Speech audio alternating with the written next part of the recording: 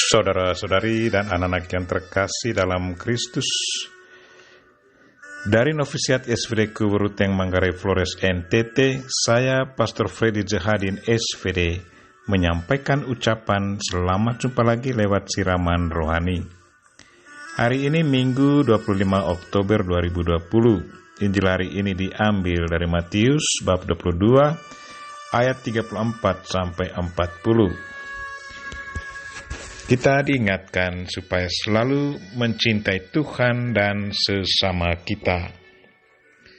Marilah kita berdoa memohon penerangan Roh Kudus. Dalam nama Bapa dan Putra dan Roh Kudus. Amin. Tuhan dan Allah kami, puji dan syukur kami haturkan kepadamu atas segala kebaikan dan cintamu. Tuhan, Engkau selalu memperhatikan kami dan selalu mengingatkan kami untuk selalu mencintaimu dan sesama kami. Tuhan, sadarkanlah kami untuk mewujud nyatakan cinta kami kepadamu lewat sesama kami. Dan cinta kami kepada sesama harus kami teguhkan dengan doa-doa dan syukur kami. Tuhan, utuslah Roh Kudus-Mu, terangilah pikiran dan hati kami, agar sabda-Mu yang akan kami dengar dapat kami pahami dengan baik, dan isi pesan-Mu dapat kami hayati dan amalkan dalam hidup harian kami. Doa ini kami sampaikan dengan perantaran Kristus Tuhan kami. Amin. Tuhan sertamu.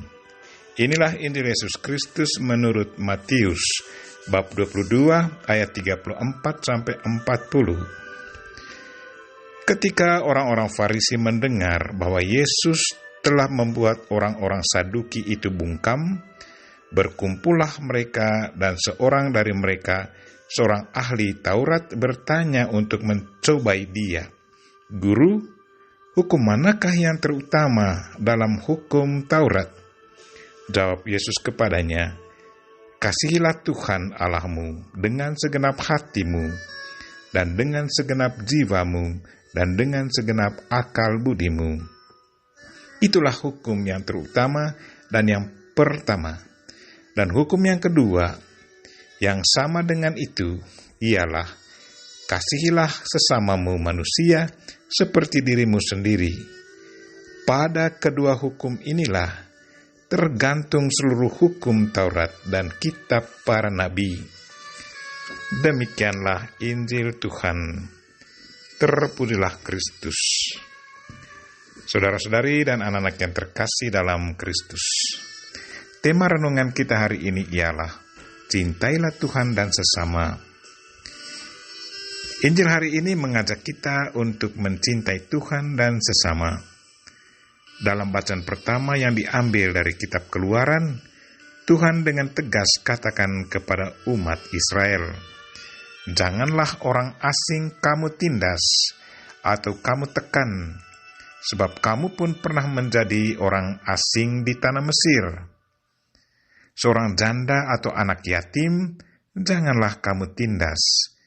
Jika engkau sampai menindas mereka ini, pasti aku akan mendengar seruan mereka. Dari pernyataan ini, kita bisa merasakan betapa besarnya kasih Tuhan akan umatnya. Dari pernyataan ini secara tidak langsung, Tuhan juga mau mengajak umatnya untuk mengasihi sesama, secara khusus mereka-mereka yang lemah. Bagaimana tanggapan kita akan ajaran Tuhan ini? Bagaimana sikap kita terhadap para janda dan para yatim di wilayah kita? Apakah kita mengasihi mereka dan menghargai mereka? Atau kita melecehkan mereka dan tidak mau mendengarkan mereka? Bacaan kedua, Paulus mengingatkan kita bahwa kita sudah menjadi anak-anak Allah lewat sakramen permandian.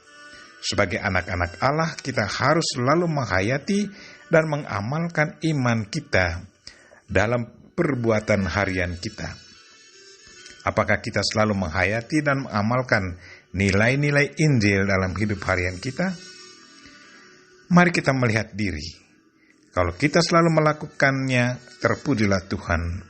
Tetapi kalau tidak, maka ini kesempatan baik bagi kita untuk memperbaiki diri dan taatilah perintah dan ajaran Kristus.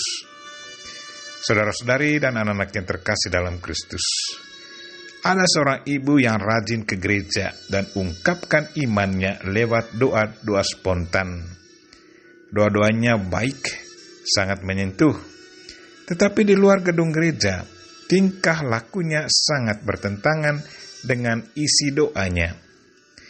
Ada kesan bahwa dalam relasi dengan Tuhan, di dalam gedung gereja, ia baik-baik saja. Tetapi di luar gedung gereja, hidupnya sangat lain. Kalau kita ikuti apa yang diajarkan Kristus hari ini, kita sudah seharusnya mengasihi Tuhan dan sesama. Itu berarti kedua-duanya harus kita jalankan secara seimbang. Mengasihi Tuhan harus kita wujudkan dalam relasi kita dengan sesama.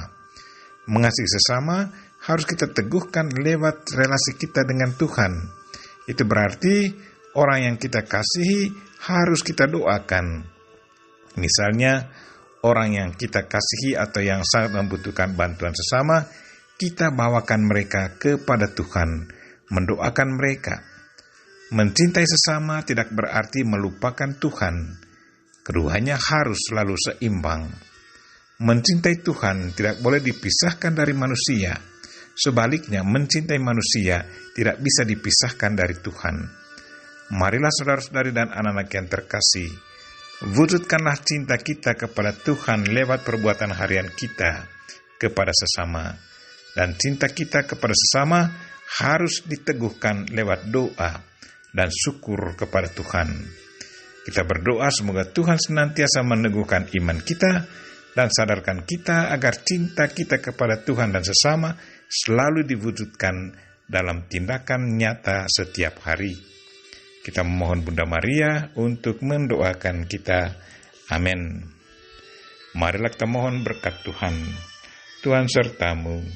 Semoga Allah yang Maha Kuasa dan Maha Kasih melindungi, membimbing, dan memberkati saudara dan orang-orang yang kita doakan pada hari ini, secara khusus saudara-saudara kita yang lagi sakit. Bapa dan Putra dan Roh Kudus. Amin.